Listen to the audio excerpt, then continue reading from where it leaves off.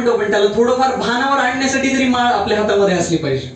तर त्यामुळे प्रजपन वैष्णवो नित्यम राधा कृष्ण स्थलम लभे. ही जर प्रक्रिया आपण माळेवर केली, कोणती? 16 नाम आणि 32 अक्षरांचं. आणि बघा, संपूर्ण वेद आणि संपूर्ण शास्त्र जे आहेत ना, तर ह्या संपूर्ण शास्त्रांमध्ये जर तुम्ही धुंडाळून पाहिलं, सगळं खंगाळून पाहिलं ना, तर तुम्हाला कुठेच दिसणार नाही 32 अक्षरी आणि 16 नावाचा महामंत्र.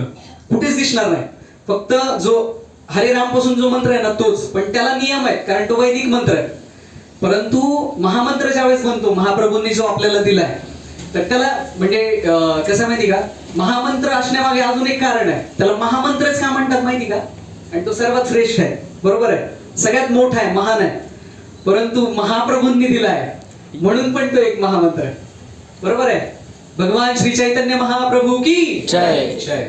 तर महाप्रभूंनी आपल्याला सगळ्यात मोठी कृपा आपल्यावर केलेली आहे, आपल्याला सगळ्यात मोठं धन दिलेलं आहे, बरोबर आहे.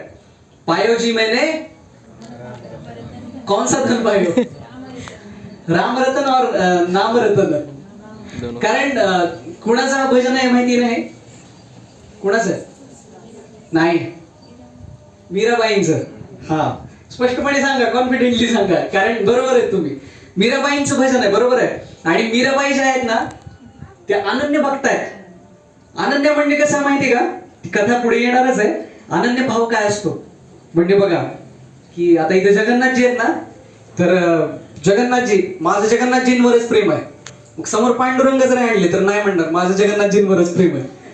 कृष्ण आले तरी म्हणणार नाही माझं जगन्नाथजींवरच प्रेम आहे. राम भगवंत आले तर नाही म्हणणार हे कोण आहेत मला माहित नाही, माझं जगन्नाथजींवरच प्रेम आहे. हा अनन्य भाव आहे. म्हणजे हा चुकीचा नाही बरं का, हा पण एक विशेष भाव आहे आणि भगवंतांना हा खूप आवडतो. तर तो अपराध नाही बरं का. एका विशिष्ट भगवंतांचं जे स्वरूप आहे ना, त्याच्यावर तुम्ही प्रेम करणं हा अपराध नाही, उलट हे एक विशेष भाव आहे आणि याचा सन्मान भगवंत सुद्धा ठेवतात. तर त्यामुळे हा अनन्य भाव मीराबाईंच्या मनामध्ये सुद्धा आहे.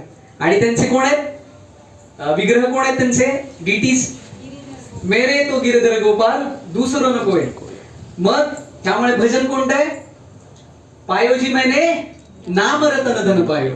नामरतन म्हणजे नामरूपी, ते पण भगवंतच आहेत. नाम म्हणजे सुद्धा काय वेगळे नाही, पण ते म्हणतात गिरीधर गोपालचे जे आहेत, तर त्यांची प्राप्ती मला नामामुळे झालेली आहे. तर असं एक खूप सुंदर काय म्हणतो आपण ह्याला, परंपरा आहे ही सगळी. तर हे सगळ्या साधू संतांची, सगळ्या महात्म्यांची. तर आपला सुद्धा असा एक कोणता तरी भाव पाहिजे भगवंतांबद्दल. जसे 5 रस आहेत, तर त्या रसामधला कोणताही एक रस असला पाहिजे आणि भाव पण एक असला पाहिजे, की जसा अनन्य भाव आहे, बरोबर आहे, तर तसा आपला कोणता तरी एक भाव पाहिजे. आणि अनन्य भाव इतका विशेष आहे ना, कशामुळे माहिती का? तर बघा, थेट कथेकडे जाऊया का आपण आता.